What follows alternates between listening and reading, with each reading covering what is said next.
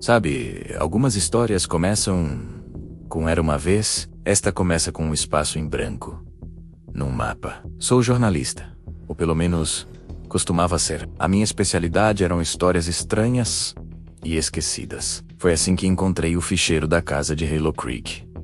O relatório oficial era escasso.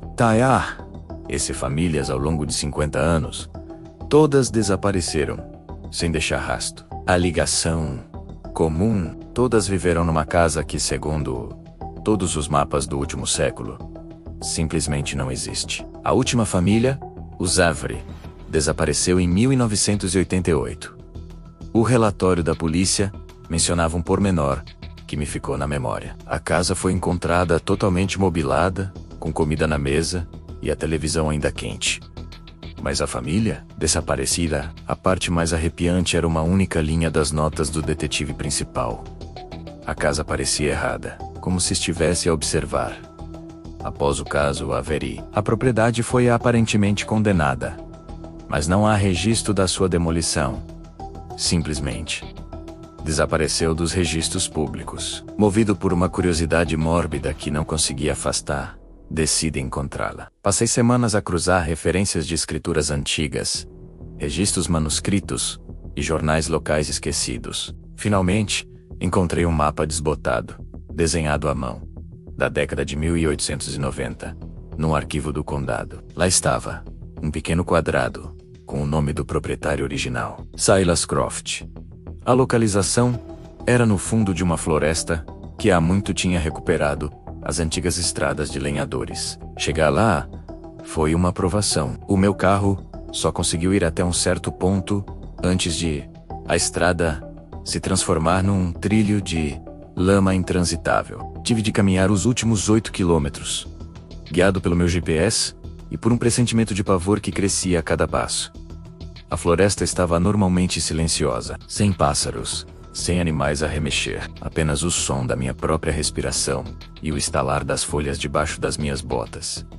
E então eu via a Casa Herosei numa clareira, exatamente onde o mapa antigo dizia que estaria. Era uma casa vitoriana de 2 andares, com a tinta a descascar e as janelas como olhos vazios. Parecia faminta.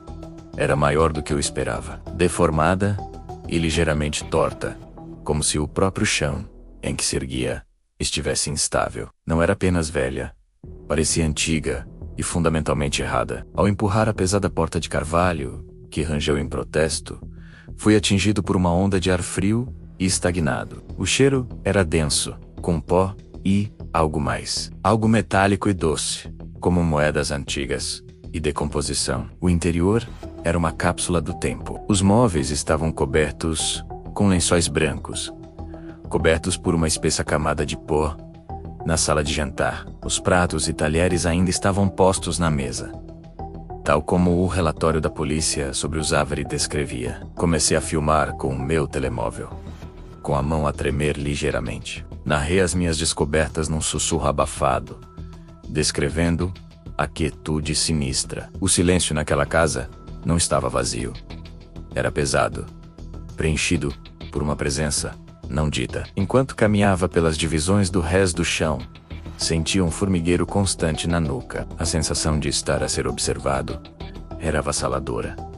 Subi as escadas. As tábuas do chão gemiam sob o meu peso, cada passo ecoando pelo silêncio opressivo. Havia 4 quartos. Os 3 primeiros não tinham nada de especial, apenas mais pó e decadência. Mas o último, ao fundo do corredor, a porta estava ligeiramente entreaberta. Um quarto de criança. Um pequeno cavalo de baloiço estava no canto, e na parede havia desenhos de crianças. Começavam normalmente menos casas, sóis, figuras de palitos de uma família. Mas à medida que avançava pela parede tornávamos-se mais frenéticos, mais perturbados. As figuras de palitos estavam rabiscadas com lápis de cera preto. A casa estava desenhada com linhas irregulares e zangadas, e algo escuro estava esboçado nas janelas. O último desenho era apenas um vórtice de lápis de cera preto e vermelho, um turbilhão caótico de puro terror.